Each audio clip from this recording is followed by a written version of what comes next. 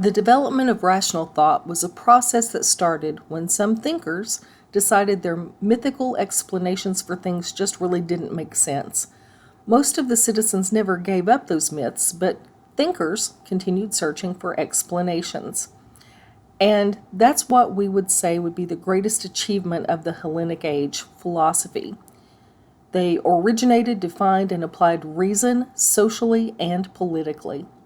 The cosmologists were the first Ionian philosophers who sought to uncover the principles of the cosmos or the universe. So they created the tools of reason. The sophists applied reason to human citizenship and statesmanship. And of these philosophers, Socrates is a name you've probably heard before. And Socrates believed in dialectics, this whole idea that you could discover universal principles through discussions. He believed that acquiring knowledge was a creative act and that humans can learn from each other simply through talking. He was condemned to death when he was in his 70s for misleading youth away from the deities.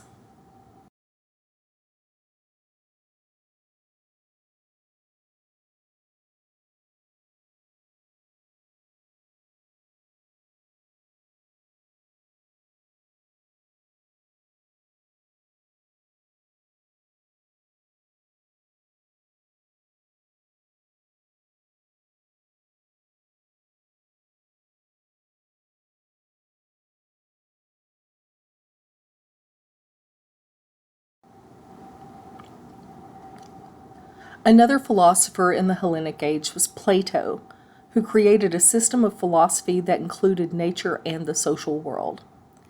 He had this theory of ideas that basically stated that a higher level of reality exists of ideas and forms that are unchanging, absolute, and universal.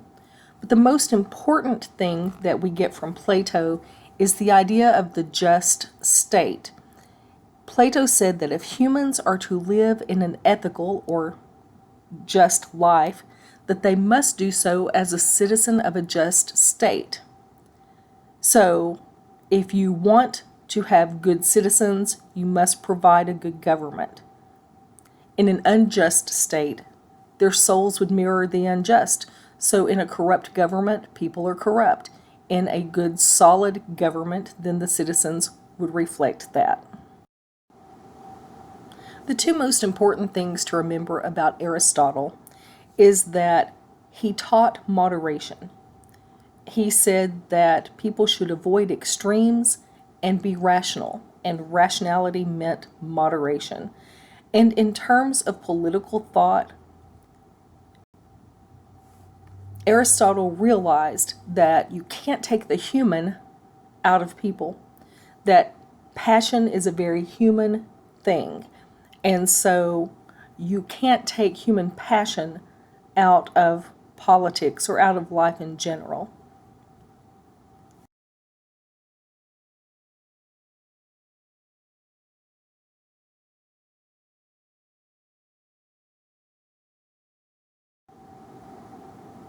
The standards, art-wise, from Greek civilization dominated Western art until the modern art phase began in the 19th century. Classical art was representational and seeking to imitate reality, but there were also some forms of idealistic art as it sought to represent things in a perfect form. But art of this period also began making humans the focus of art. This is the Parthenon in Athens. It was dedicated to Athena, the patron goddess of Athens, and was constructed through the efforts of Pericles. In post-Hellenic times, it served as a Christian church and then as a mosque, and it was destroyed finally then in 1687. Between 1801 and 1812, some of the marble reliefs were removed, and now they are in the British Museum in London. This is known as the Porch of Maidens from the Acropolis.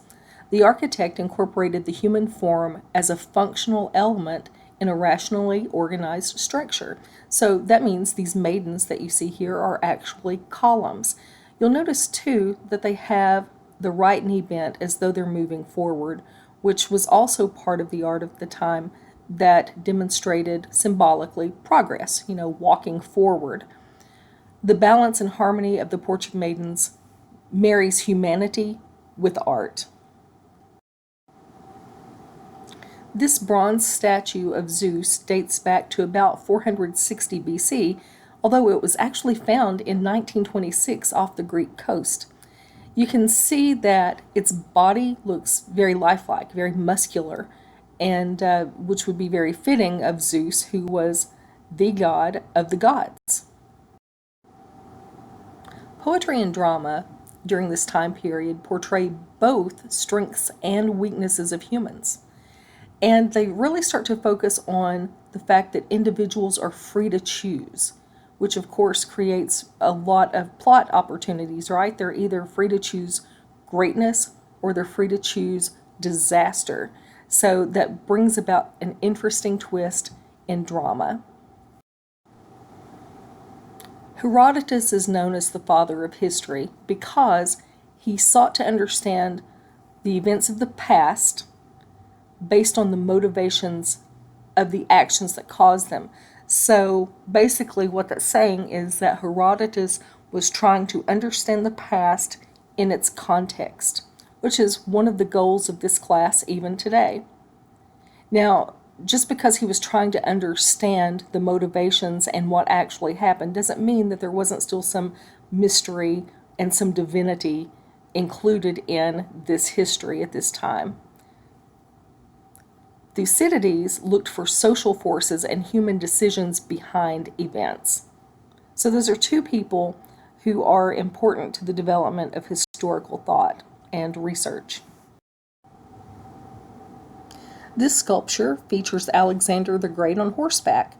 In conquering the lands from Greece to India, Alexander the Great displayed a military genius that fascinated commanders from Caesar to Napoleon. Alexander the Great came to power at age 20, replacing his father, King Philip II, in Macedonia.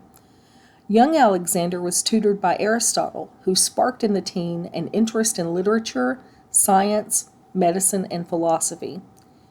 Alexander was also a celebrated warrior, leading a battle against Thebes when he was only 16 years old. His dad had actually left him in charge while he went to battle at the Byzantine Empire, so Alexander took off on his own battle against Thebes. As it turns out, Alexander was a ruthless military leader. He became king of Persia after defeating Darius in 331 BC. There were heavy losses on both sides, but Darius fled and ended up being assassinated by his own troops. Some say that Alexander found Darius's body and gave him a royal burial.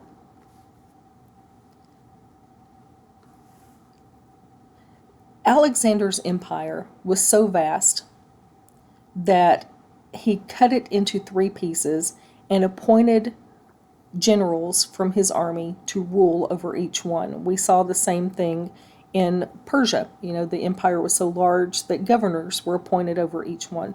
This time, Alexander appoints military generals to rule each of his pieces of the large dynasty.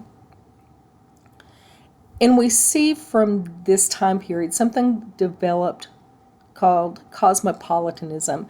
And that's basically what you get when you have people of different cultures who are exchanging ideas. That's created when diaspora happens. Diaspora is a scattering population. So we have a population that's spread out over this vast empire, and cultural exchanges between different people that reduces this narrow-mindedness that usually resides in small regional communities. So now we have people. Cosmopolitanism refers to the way that these people are a little more open-minded because they're experiencing lots of different types of cultures. Because Alexander's empire was so vast, and because of this cosmopolitanism, none of Alexander's generals could really hold together this huge empire, so it fractured into competing dynasties.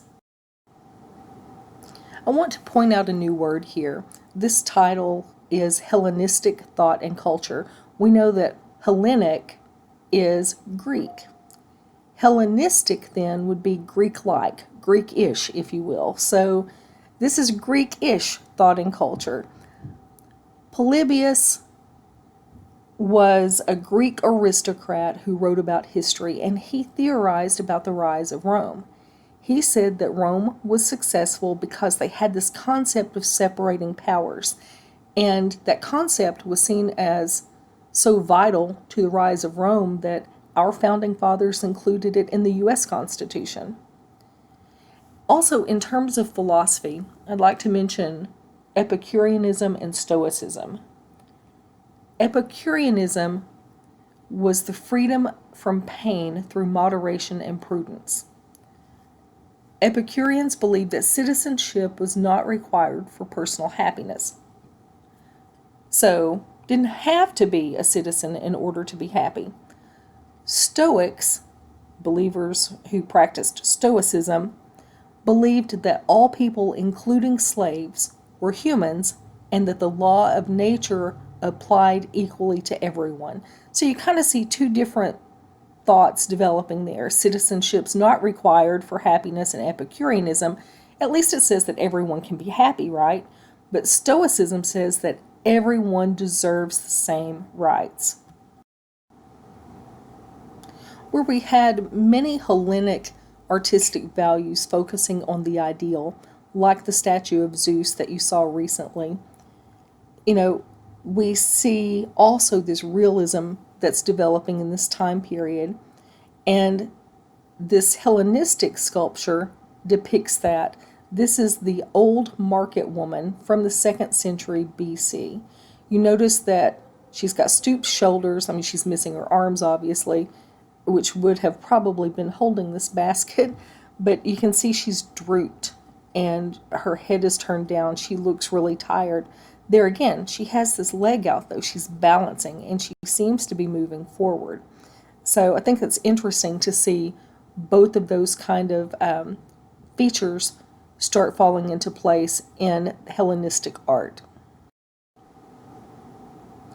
Followers of Cynicism, which was another Hellenistic philosophy, renounced possessions. They also didn't show any loyalty to a city or to a kingdom, and they blew off philosophy and religion as nonsense.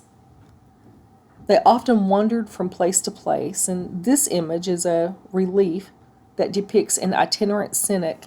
I want to point out here, too, that he is styled in the style of realism as well, with, you can tell he's tired, you can see that he's walking. I mean, you can even see the muscles in his legs as he's walking. But he also looks very tired.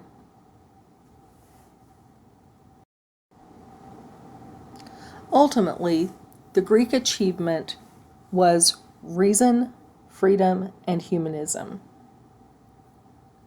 They found reliance on human reason in science, philosophy, art, drama, literature, politics, and historical writing. They believed the state was a community of citizens that should be making laws for the common good, and that internal ethical freedom existed so that you actually had the choice to choose between good or evil. And the Greeks affirmed the worth and dignity and significance of the individual.